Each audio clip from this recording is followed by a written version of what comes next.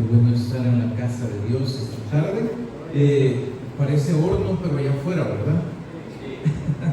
Ok, vamos a hablar en esta tarde, mis hermanos, de un horno por ahí, ¿verdad? Vamos a ver qué podemos aprender de ese horno que en alguna ocasión vamos a tener que enfrentar. Y no vaya a malinterpretarme, no estoy hablando del infierno, estoy hablando de otro tipo de cosas en las que de alguna forma vamos a estar involucrados. Dice la Biblia, nuestro Señor Jesús decía: en el mundo tendréis aflicción. Pero ¿qué hay que hacer, mi hermano?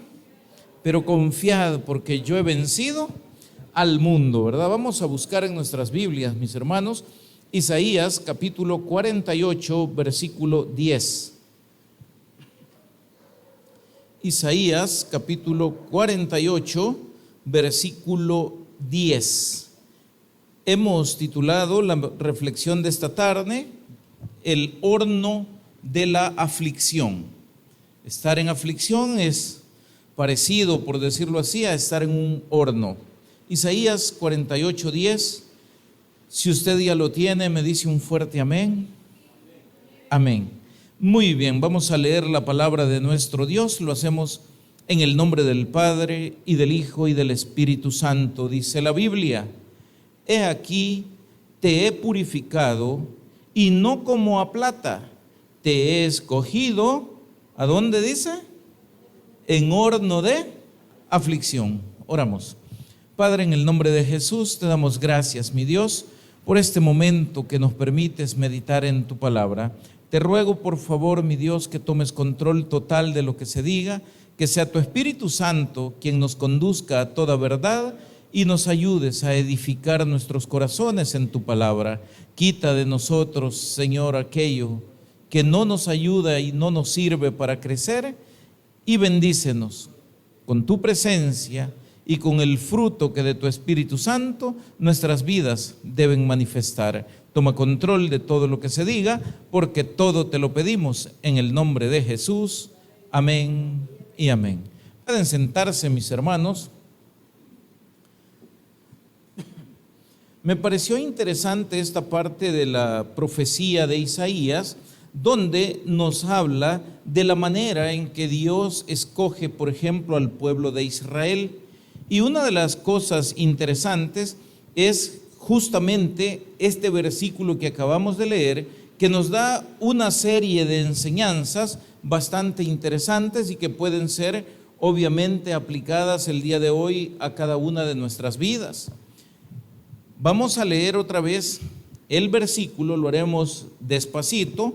Hoy vamos a llevar un formato muy parecido a los de los estudios bíblicos, pero es por el tema que tenemos. Dice la Biblia: he aquí te he purificado, ¿verdad que así dice? Ok.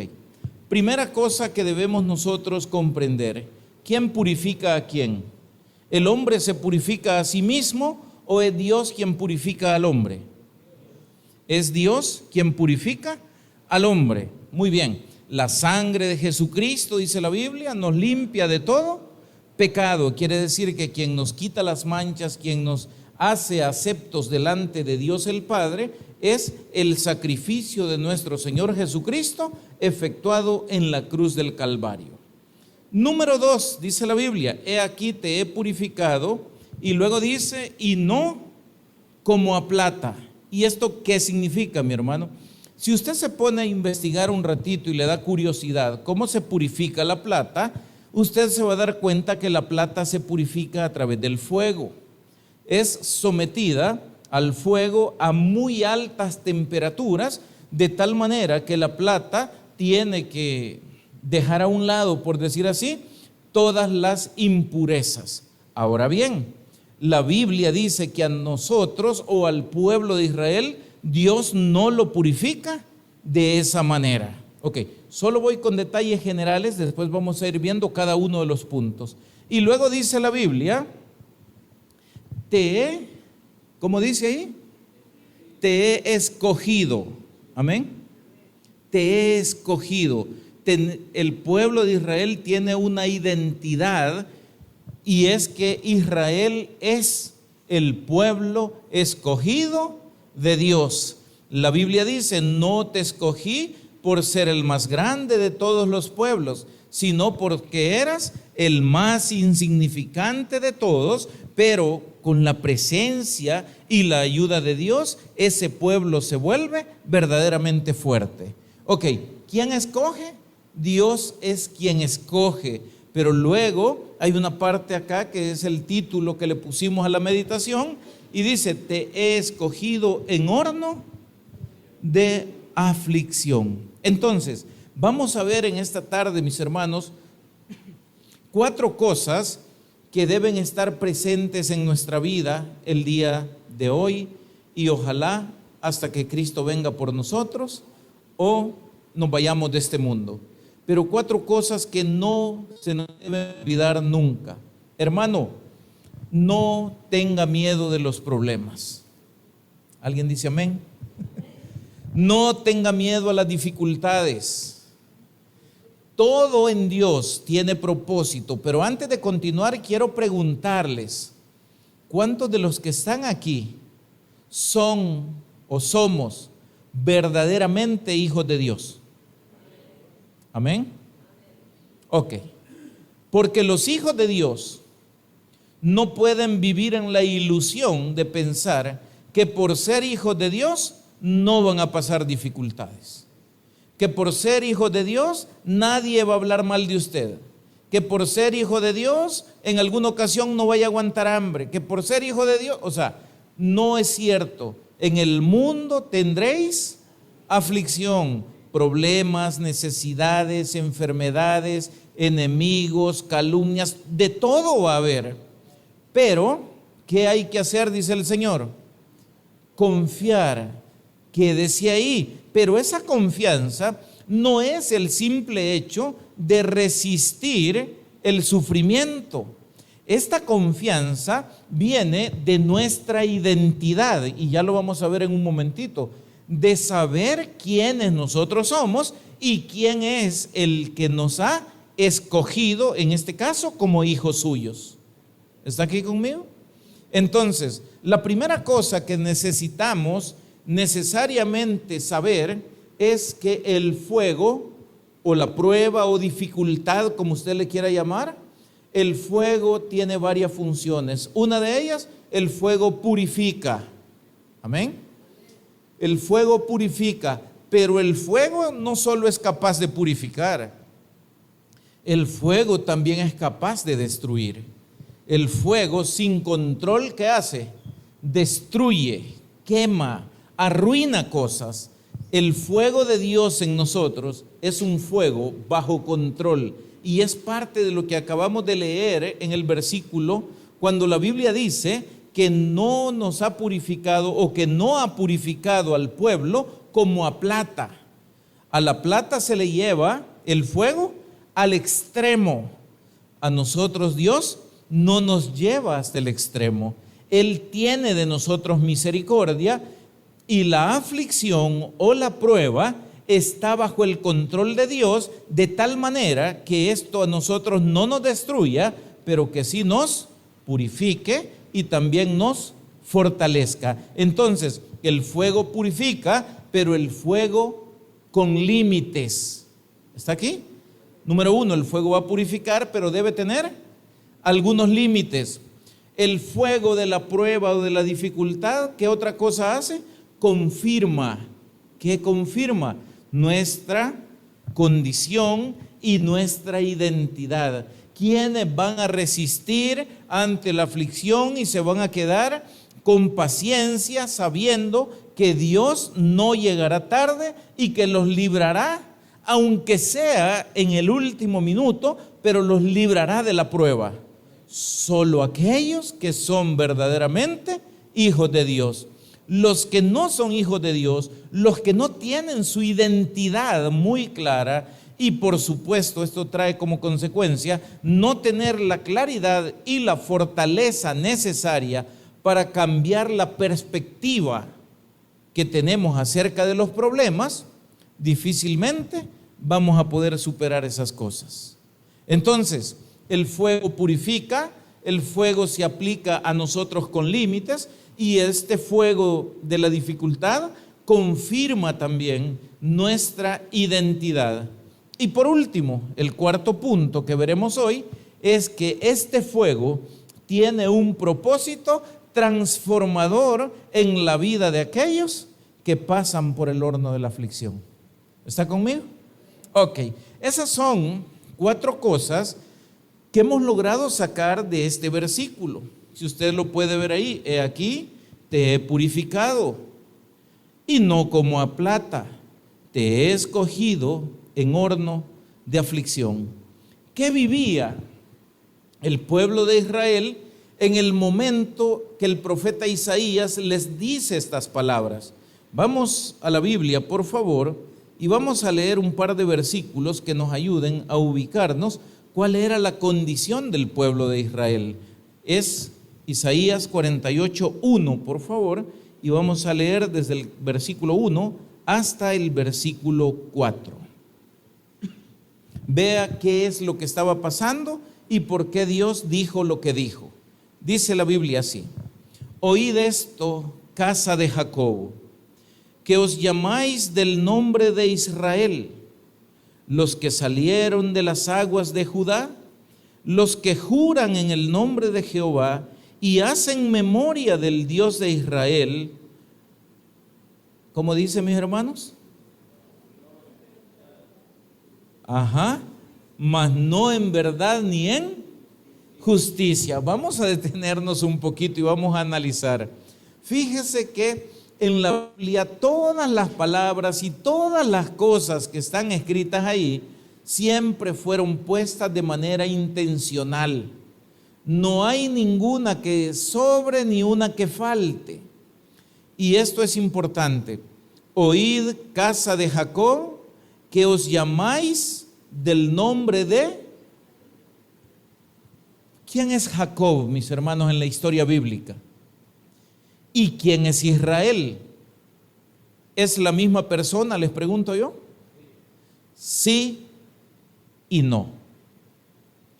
Jacob es antes de haber tenido un contacto personal con Dios, pero posteriormente, después de aquella lucha de Jacob con aquel varón, ¿qué le fue dicho?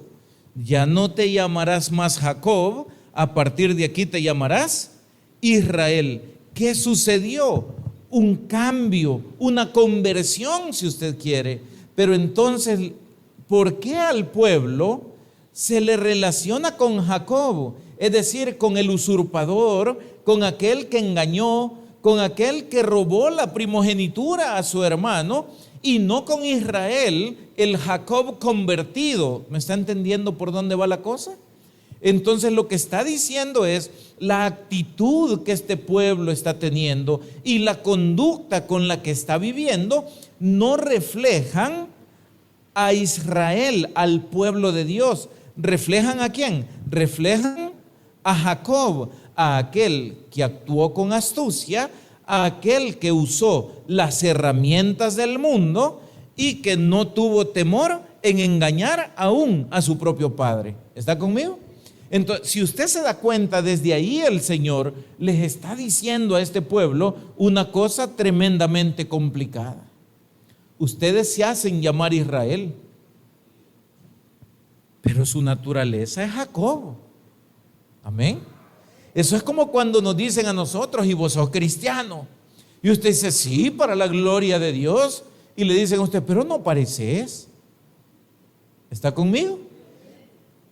¿Qué nos están diciendo? Estás actuando y estás pareciéndote al viejo hombre. Y si dices que eres cristiano, deberías comenzar a reflejar al nuevo hombre. ¿Está conmigo? Ok, entonces fíjese que esta porción de Isaías para el pueblo de Israel es verdaderamente bien dura, porque en otras palabras les están diciendo: ustedes se llaman Israel, pero verdaderamente reflejan a lo que no es Israel.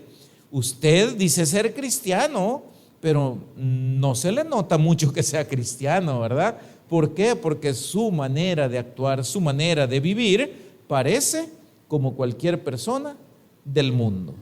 Amén.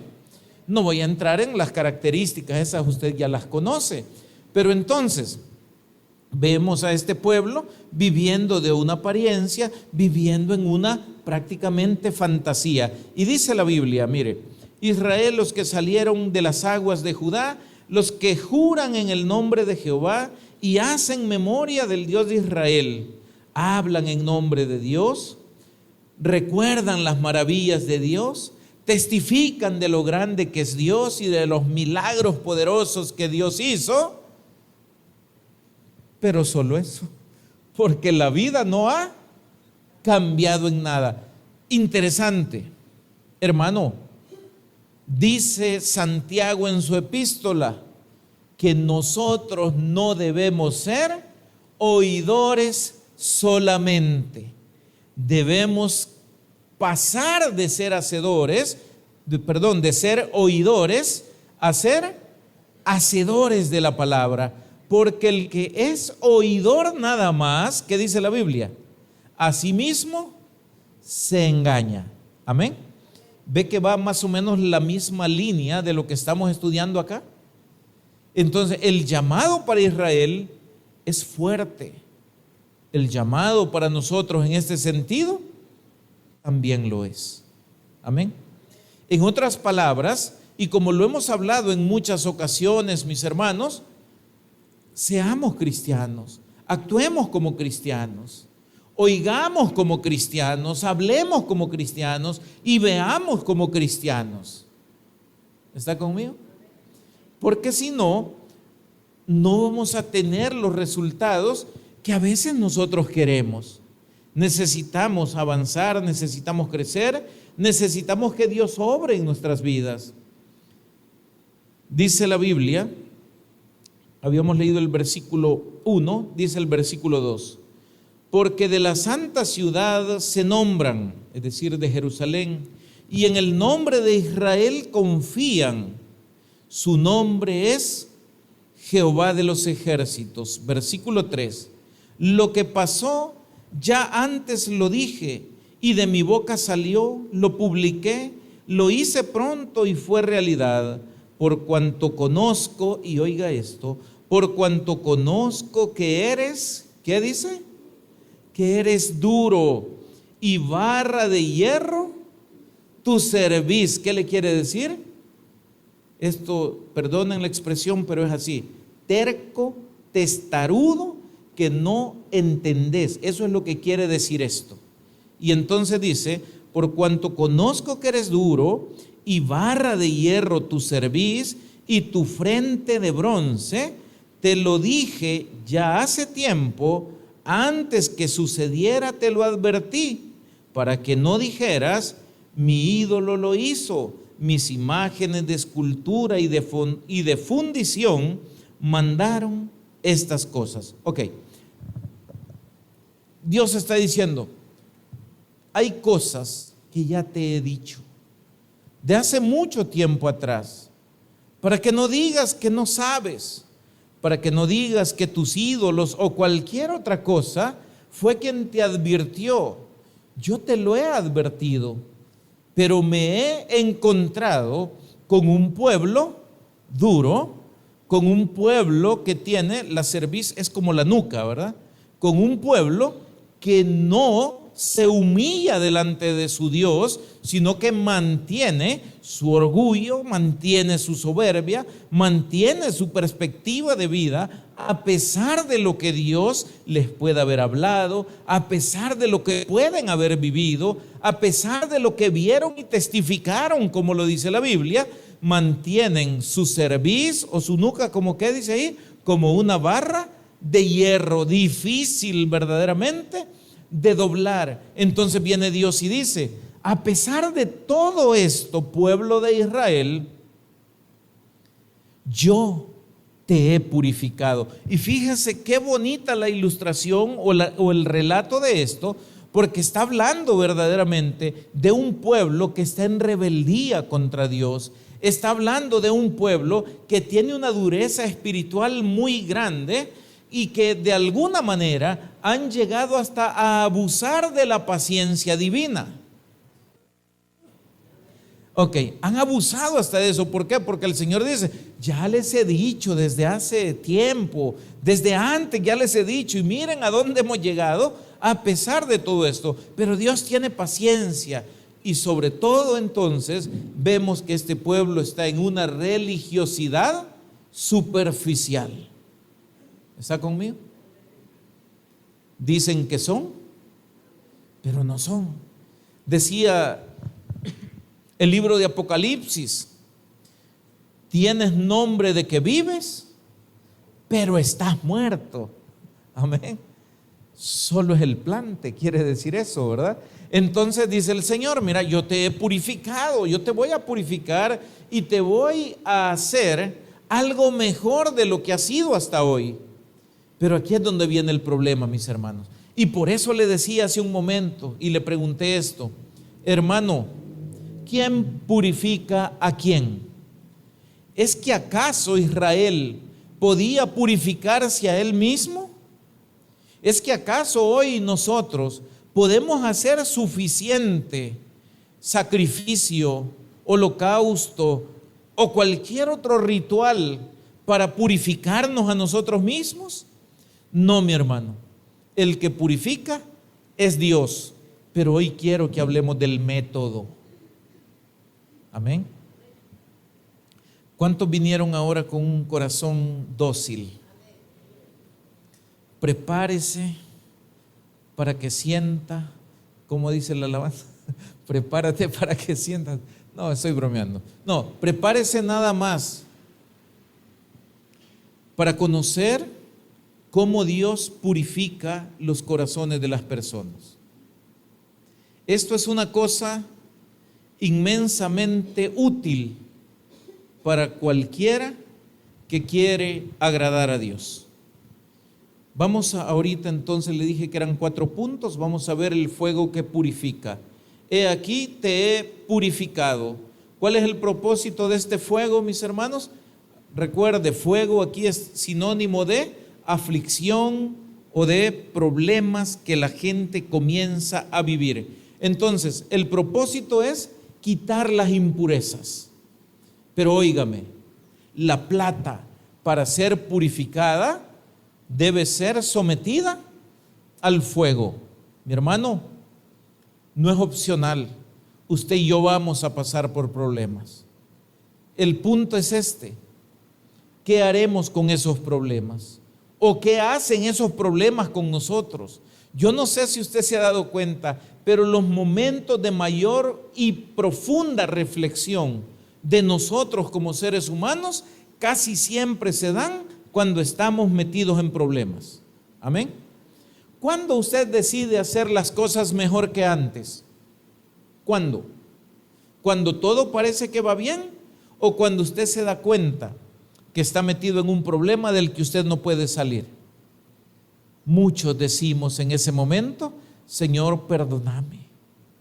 Señor, de hoy en adelante te prometo que, ¿verdad? Y comenzamos a hacer promesas y nos ponemos propósitos a nosotros mismos, ¿o no es cierto?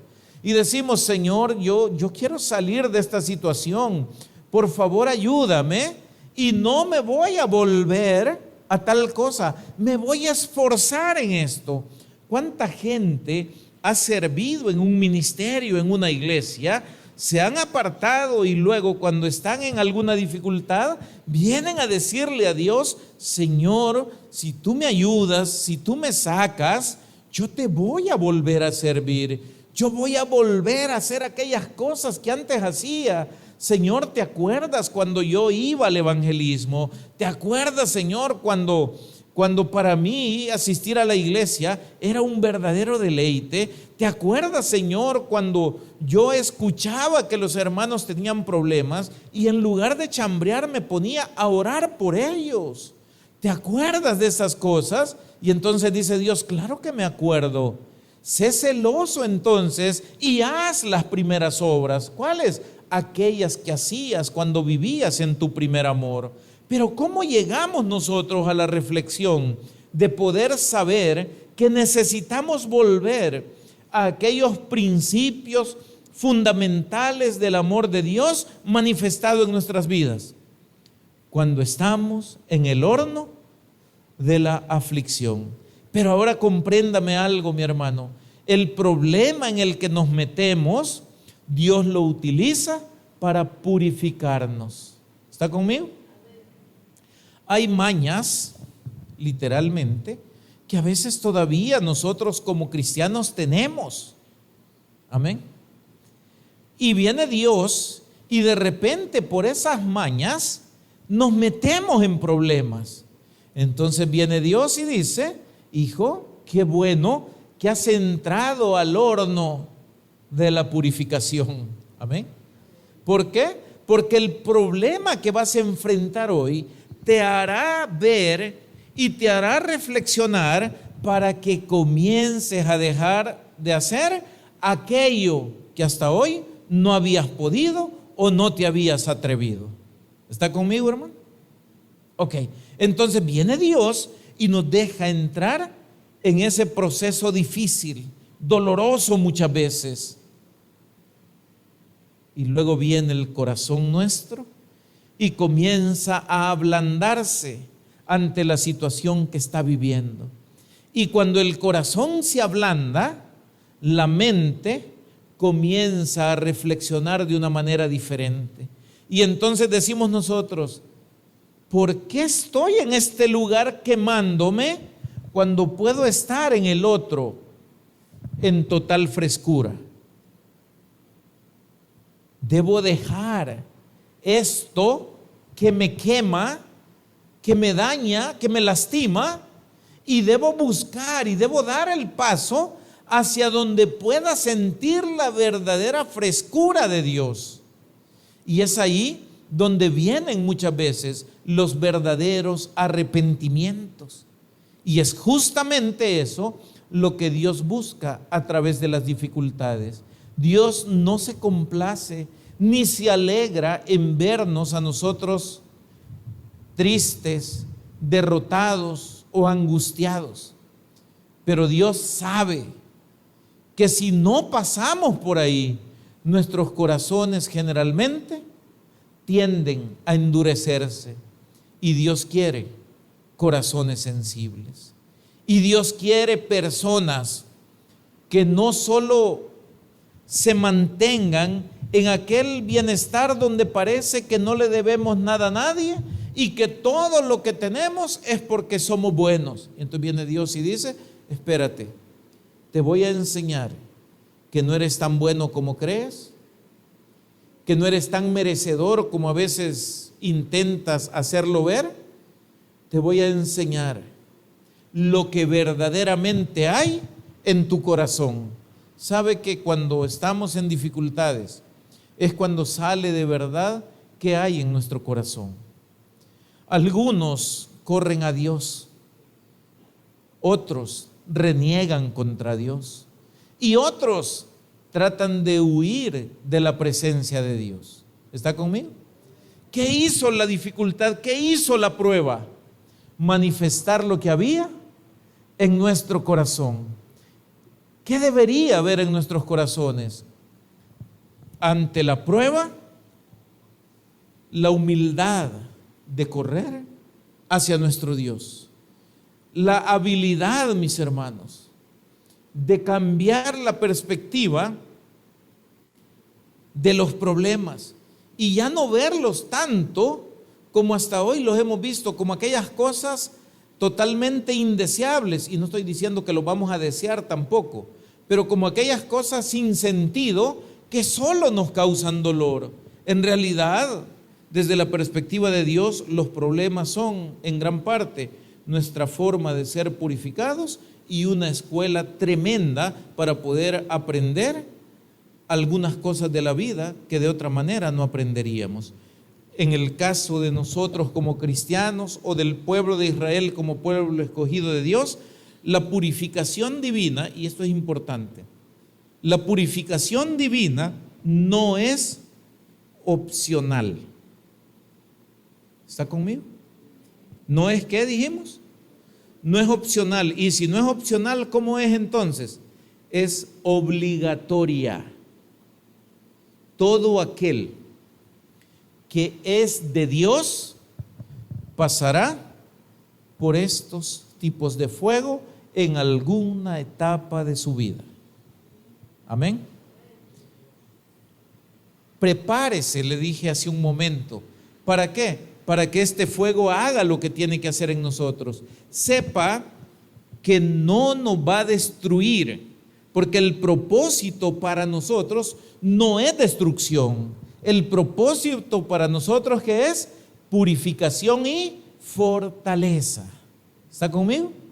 Ok, entonces para el pueblo de Dios la purificación no es opcional, es parte del pacto que Dios ha hecho con nosotros. Y como parte de eso mismo, entonces veamos el siguiente punto, que es ese fuego, pero con límites. ¿Esto qué significa? Si la plata hay que purificarla por el fuego, y él dice, pero no como a plata, a nosotros o al pueblo de Israel, lo que está diciendo es, el fuego no va a llegar al nivel donde destruye. Le cuento, el proceso de purificación de la plata es un proceso prácticamente mecánico. Se pone la plata en los recipientes que corresponden y se pone el fuego prácticamente al máximo. Y luego se deja hasta que la plata comience a volverse como líquida, ¿verdad? Entonces, todo aquello que no tiene el nivel de pureza necesario como la plata pura, ¿qué sucede con él? Se quema. Amén. Ahora bien, este proceso tiene un alto riesgo para quien lo ejecuta. Significa que al aplicarle el proceso de purificación a la plata corre el riesgo de arruinarse y de perderse de manera completa. Entonces, ¿qué dice Dios? No, pero yo a ti no te voy a purificar como a plata. La plata puede arruinarse porque es sometida al máximo de fuego, pero a ti solamente te vamos a llevar al nivel donde tú comiences a sentir el horno, comiences a sentir el fuego, pero ese fuego te hará reflexionar, te hará comprender, pero no te va a destruir. No hay riesgo en este proceso de que nosotros vayamos a ser destruidos. Eso sería como cuando usted dice, voy a corregir a mi hijo. Cualquiera de nosotros corrige a sus hijos, creo yo, o debería por lo menos hacerlo. Y no deberíamos ser padres tan aguados, porque las consecuencias de ser padres aguados y tolerantes son evidentes cuando los hijos crecen sin ninguna dirección. Ahora bien, esa disciplina, esa corrección siempre debe tener límites. ¿A dónde no podemos llegar? A destruir a nadie. Amén. Pero quebranto, no, quebranto sí va a haber. Yo le pregunto el día de hoy, si usted ve a sus hijos con el celular que es tan necesario, entre comillas, para ellos, y usted se los quita por un tiempo, dígame qué es lo que sucede con ellos. Lloran, brincan, se quejan, tiran patadas, hacen berrinche, lo que sea. Pero yo le pregunto, ¿va a ser usted aguado de agarrar? Vaya pues niño, ay pobrecito, mate de regreso el celular. No lo haga. No se va a morir sin el celular. ¿Está conmigo? Si usted se lo quitó porque él hizo algo malo, pero inmediatamente usted se lo devuelve, ¿cuándo va a aprender esa persona que hacer aquello que le va a traer consecuencias que le van a doler? Si usted se lo da de manera inmediata, nunca. Pero si usted le dice, vaya, mira, como hiciste tal cosa y yo te había dicho otra cosa, te lo voy a quitar 3 días, va a parecer que se muere, pero no se va a morir. ¿Está conmigo? Va a parecer ahí que, ay, Dios mío. Y usted va a comenzar, ay, que se me parte el corazón de verlo así. Amén. Sea firme. ¿Sabe cómo es nuestro Dios? Firme. ¿Usted cree que Dios se alegra de vernos llorar? ¿Usted cree que Dios se alegra cuando nos ve en aquel deseo intenso de poder tener algo y no alcanzarlo? Y vernos frustrados, y vernos luchar una vez y otra vez y no poder alcanzar, y sentirnos en un momento determinado derrotados. ¿Usted cree que Dios se complace en eso? No, no se complace. Pero ¿por qué nos deja llegar a esos extremos? Porque eso es el punto que estamos hablando hoy. ¿Por qué nos deja llegar al extremo de la frustración? Para que aprendas que tú no lo puedes ni lo sabes todo. Para que sepas que tienes que depender de Él, que es la mayor bendición que podemos tener. Entonces, aunque a Dios no le guste, se lo aguanta, porque sabe que el bien resultante del castigo, en este caso, o de la corrección, será mayor que el sufrimiento de este momento. ¿Está conmigo? Hay un versículo que ejemplifica esto que le acabo de decir de una manera muy exacta. Tal vez me ayuden ahí y pónganlo en la pantalla porque yo no lo tengo acá. Es Romanos capítulo 8, versículo 18.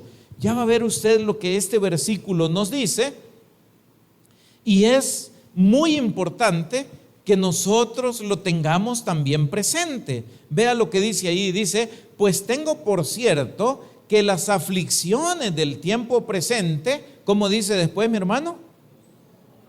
No son comparables. Oiga, no puede decir usted que el mismo nivel de sufrimiento que puede tener hoy bajo el control purificador de Dios va a ser comparable a la gloria venidera o a la gloria resultante de aquel proceso en el que hemos sido sometidos. ¿Está conmigo? Entonces, ¿cuál es mayor? ¿La aflicción de hoy o la gloria venidera? ¿Qué es mejor? ¿La enseñanza resultante de la disciplina firme de un padre para sus hijos? ¿O simplemente dejarlos con la alegría de hoy y el fracaso de mañana? ¿Está conmigo? Entonces, eso mismo es lo que hace Dios cuando dice: hey, te voy a purificar, pero no como a plata. No vas a tener el riesgo de ser destruido. Lo que sí vas a tener es un proceso donde se te va a refinar como a la plata, donde vas a ser, después del proceso, mejor de lo que eres hoy. Porque aquello que estaba en ti, que te afectaba y que no te dejaba alcanzar la verdadera pureza, habrá sido quitado de ti. Pero hoy le pregunto algo. ¿De qué proceso estamos hablando, hermano? Estamos hablando de que Dios, de manera milagrosa, simple y sencillamente nos transformó. Yo quiero que me entienda que estos son procesos que vivimos en nuestra vida, en nuestra carne, si usted quiere, y los sufrimos en esta vida y en esta carne. ¿Está conmigo? Entonces, estamos hablando de los procesos de dolor, de dificultad y de angustia que los escogidos de Dios tienen que pasar en algún momento de la vida. ¿Estamos aquí, mis hermanos? Ayúdenme con otro versículo, por favor. Lamentaciones capítulo 3, versículo 33. Y quiero que usted se dé cuenta que este versículo también es para nosotros como una garantía de que no seremos destruidos en este proceso. Y nos debe llevar a sacar de nuestra mente aquella idea, no sé si usted la ha oído alguna vez: si vos andás mal, ya vas a ver que Dios te mata. Ya ha oído que hay gente que dice así. Si sos su hijo, Dios no te va a matar. Te va a garrotear, eso sí. Te va a tratar de enderezar de alguna manera, pero no te va a matar. ¿Ya vieron el versículo que está proyectado en la pantalla?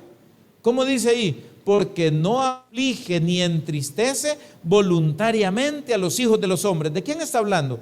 De Dios. Entonces él dice: la voluntad de Dios no es que tú sufras, No es que tú vivas en tristeza, no es la voluntad de Dios. Pero entonces Dios, ¿por qué lo hace? Por una razón, lo dijimos antes, porque es necesario. Y como es necesario, no es opcional. ¿Está conmigo? Entonces, ¿quiere Dios su sufrimiento? No. ¿Por qué sufrimos? ¿Cómo estaba el pueblo de Israel en los primeros versículos que hablamos acá? Duro, en rebeldía. Amén. ¿Qué pasa cuando nosotros andamos por ahí? Antes del quebrantamiento es la altivez de espíritu.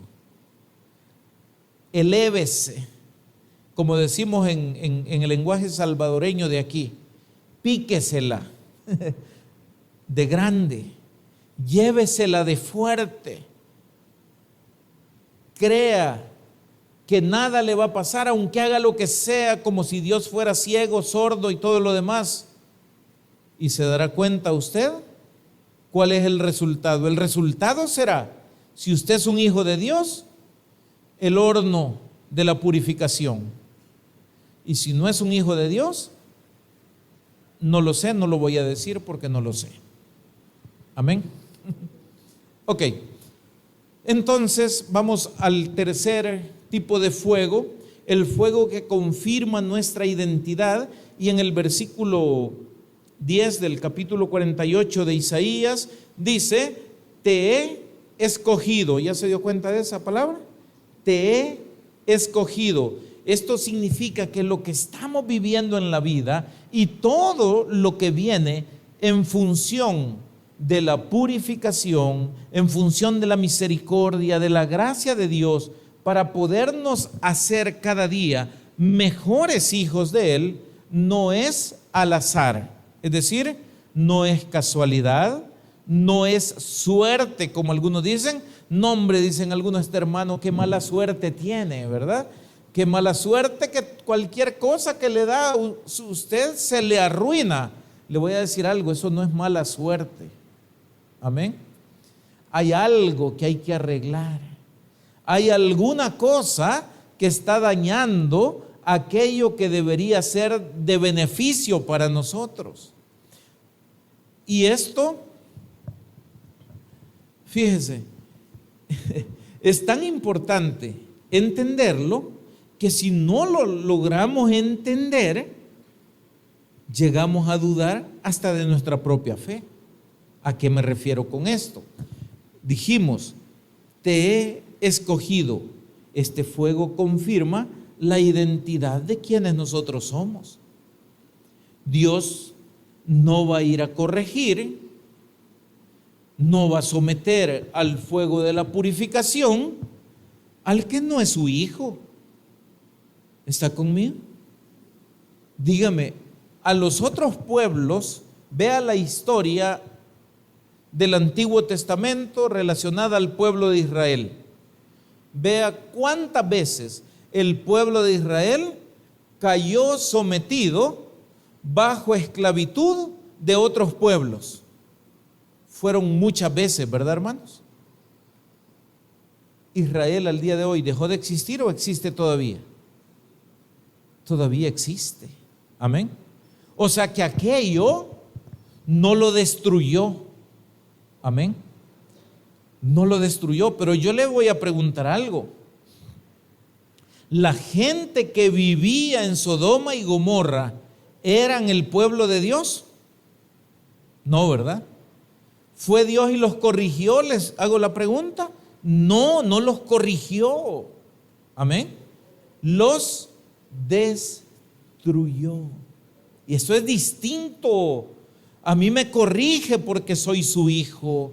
A mí me disciplina porque soy su hijo. A mí me aflige para que yo crezca. ¿Está conmigo?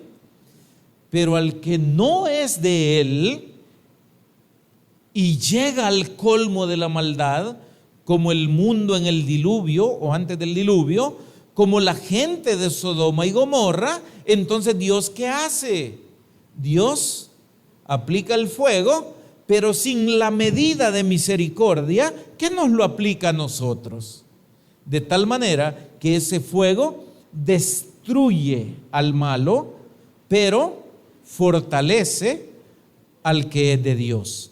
Quiere decir que el fuego de la prueba y de la purificación para nosotros debe ser confirmación de que nosotros somos hijos de Dios. No sé si a usted le ha pasado, pero cuando hacemos algo malo, ¿qué espera usted que pase después de eso?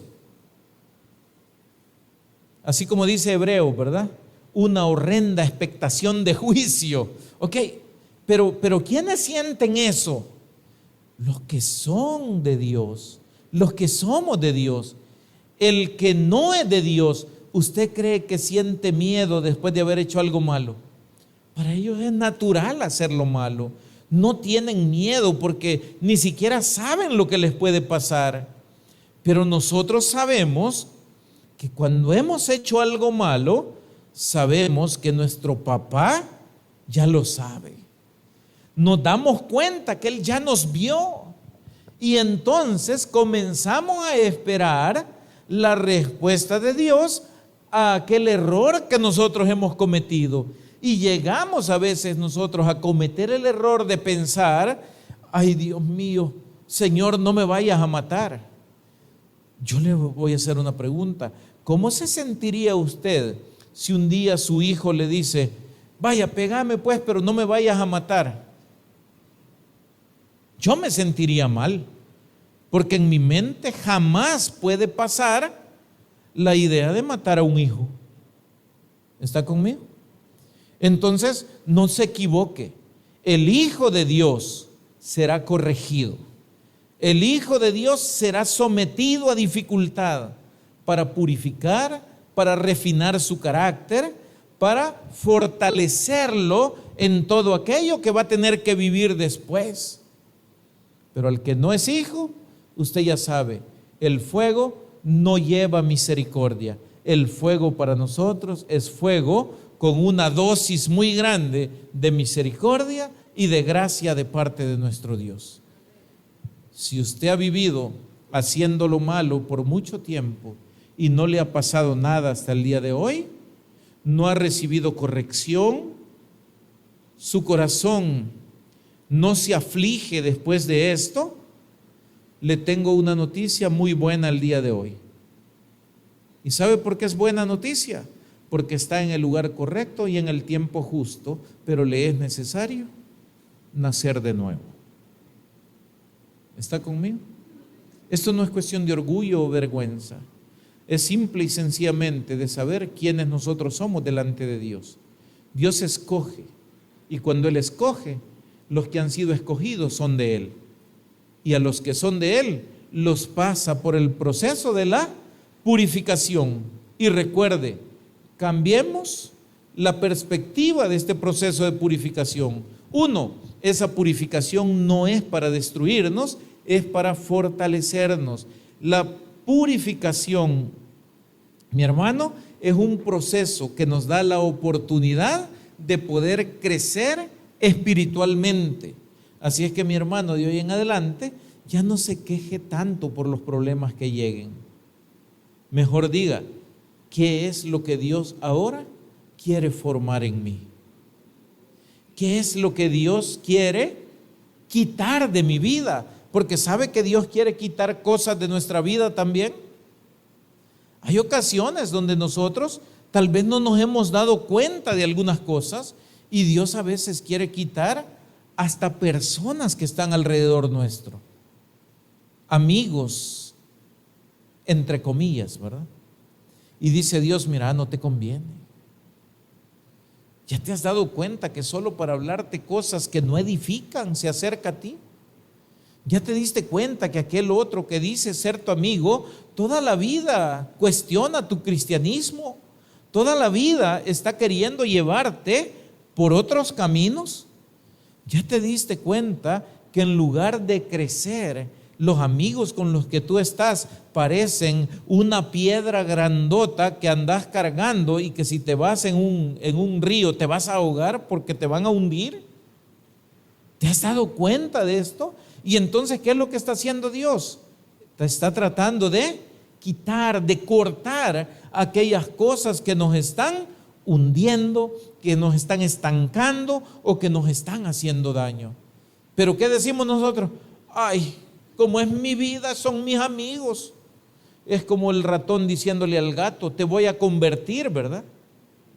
No, el gato va a convertir al ratón, pero en su almuerzo. Que el ratón convierta al gato en ratón es ilusión. Pero que el gato se haga amigo del ratón para comérselo no es ilusión, es astucia, como la astucia que utiliza el enemigo cuando quiere dañar a alguien. ¿Está conmigo? Ok, entonces la perspectiva de esto, le decía, tiene que cambiar. Y otra cosa, en la dificultad usted sigue siendo hijo de Dios, ya sabía. En la angustia usted sigue siendo hijo de Dios. En la enfermedad usted sigue siendo hijo de Dios. Lo que le quiero decir es que la dificultad o el horno de la dificultad del que hemos venido hablando no cambia nunca nuestra identidad. Es más, debería confirmar que somos verdaderamente escogidos e hijos de Dios. Así es que la aflicción nunca contradice a la elección. Usted fue elegido, pero va a ser afligido. Entonces, ¿qué hace? No la contradice, la confirma. Amén.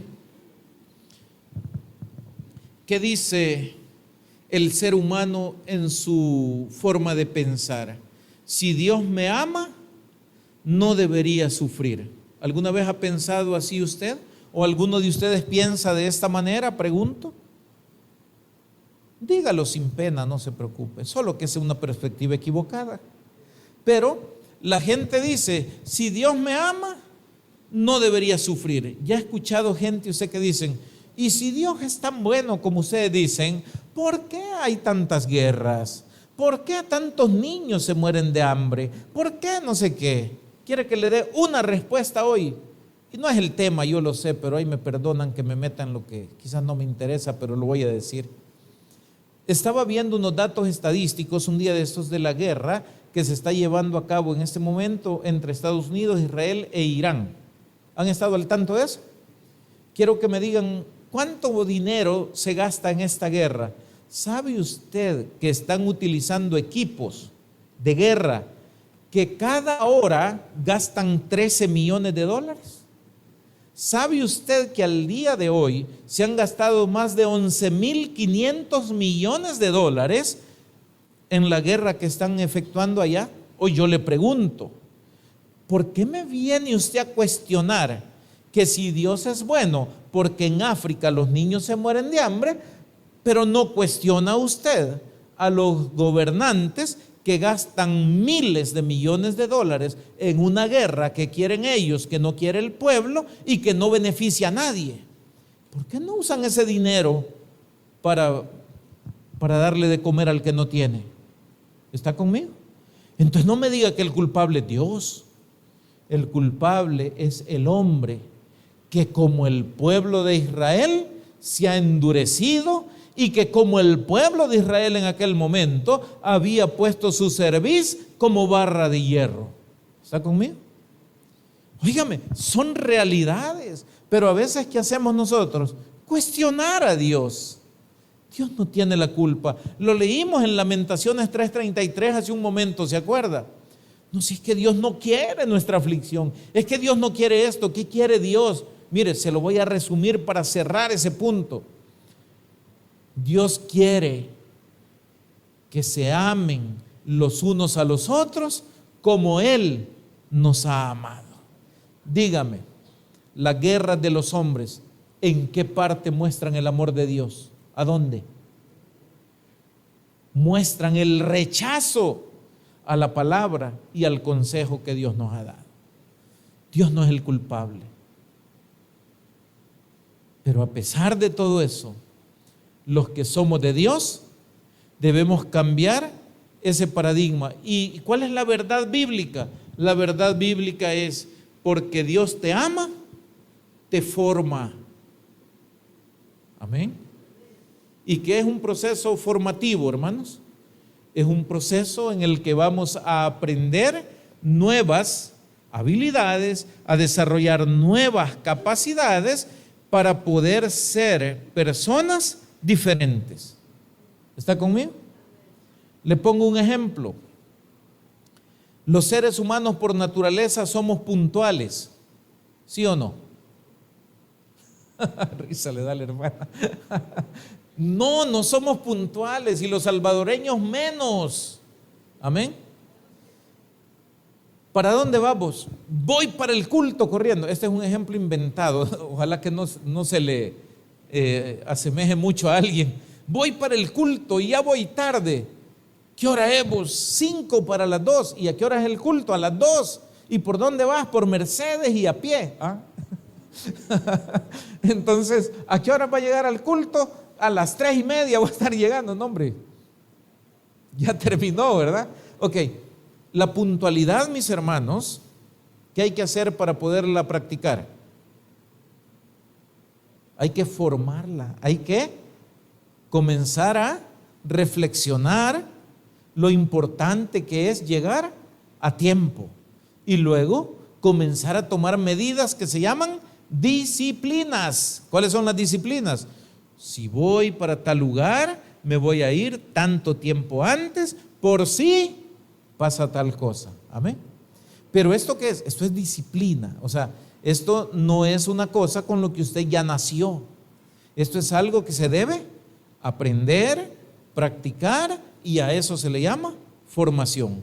Lo aprende y lo practica, y entonces usted ya después lo hace como que fuera algo natural de usted. ¿Estamos? Ese proceso de formación, ¿cómo lo hace Dios? Lastimosamente, mis hermanos, Dios lo tiene que hacer a través de las dificultades que día con día nosotros enfrentamos. Le pongo un ejemplo hablando de la puntualidad. Dejemos la iglesia. Usted a la iglesia puede venir 5 minutos antes de que el culto termine, nadie le tiene que decir nada. Amén. No le estoy diciendo que lo haga, venga antes. Venga a la hora que comienza, oremos juntos, cantemos juntos, hagamos el proceso juntos. Ok, pero yo le pregunto algo. Los que trabajan en empresas y son parte de esta iglesia, ¿por qué van corriendo para llegar antes de la hora que les toca entrar? O por lo menos para llegar cabalito a la hora. ¿Por qué? Es que si llego tarde, 1, es una falta y me pueden llamar la atención. 2, si llego muy tarde varias veces, me pueden descontar del dinero que me van a pagar, ¿verdad? Ok. ¿Por qué lo hacemos bajo amenaza y no por convicción? ¿Me entienden? Entonces, ¿por qué yo debo llegar temprano a la iglesia? Es que me van a descontar de la unción. No le van a descontar. No, simplemente debo llegar a tiempo porque vengo a adorar al Rey de Reyes y Señor de Señores. Amén. Por convicción, no por obligación. Pero si en la empresa le dijeran, vaya, de hoy en adelante ya nadie va a marcar hora de entrada y salida, ¿a qué horas cree que llegaran la mayoría de trabajadores? Excepto los del Taber, que esos sí son cumplidos, siempre a la hora. Amén. Y digan amén, hombre. Dios mío, ¿qué pasa? Entonces, si fuera de esa manera, la gente llegaría a cualquier hora, estoy seguro. Nadie diría, no, tengo mi responsabilidad de estar ahí y voy a atender a los clientes que lleguen y ellos se merecen una buena atención. Amén, servidores. Entonces no puede ser que los clientes, congregación, lleguen primero que yo que estoy atendiéndolo, ¿verdad? Cuando usted va a comprar a una tienda, ¿quién debe llegar primero? ¿El cliente o el vendedor? Vaya, como dice alguien por ahí, el que entendió, ¿verdad? Ok, termino con esto porque ya es tarde, ya nos pasamos de la hora. Todo esto que hemos hablado de ese fuego que purifica, de ese fuego que se aplica con límites, y el límite es la misericordia de Dios, y de ese fuego que finalmente confirma que somos hijos de Dios, Tenemos el fuego conjunto que lo que hizo fue transformarnos. ¿Qué es lo que busca Dios? Transformar al ser humano. ¿En cómo nos quiere transformar Dios? No vamos a hablar de Israel ahorita, vamos a hablar de nosotros. La Biblia dice que día con día nosotros vamos siendo transformados a la imagen de nuestro Señor Jesucristo. ¿Está conmigo? Entonces, ¿qué quiere Dios? Que usted y yo nos veamos como Cristo. Él es el modelo a seguir. Entonces, el proceso de transformación de Dios a través de la aflicción, a través de los problemas, a través de la influencia del Espíritu Santo, a través del aprendizaje, a través de las bendiciones, a través de todo, tiene un solo propósito, y es que cada uno de nosotros refleje la imagen de Cristo. Esto es, refleje el carácter, propósito y mente de nuestro Señor Jesucristo en cada una de nuestras vidas. Así es que, mis hermanos, Dios trata de transformar espiritualmente en procesos que muchas veces tratan directamente con nuestro corazón. Las pruebas intensas y dolorosas consumen todo lo que es superficial y nos quedamos con lo que es esencial. ¿Ya se ha dado cuenta? Llegamos a veces al punto de decir, aquí solo Dios. Todo lo superficial se acabó y lo que es verdaderamente esencial quedó. ¿Y eso qué es? Dios permanece para siempre. Démosle un fuerte aplauso a nuestro Dios.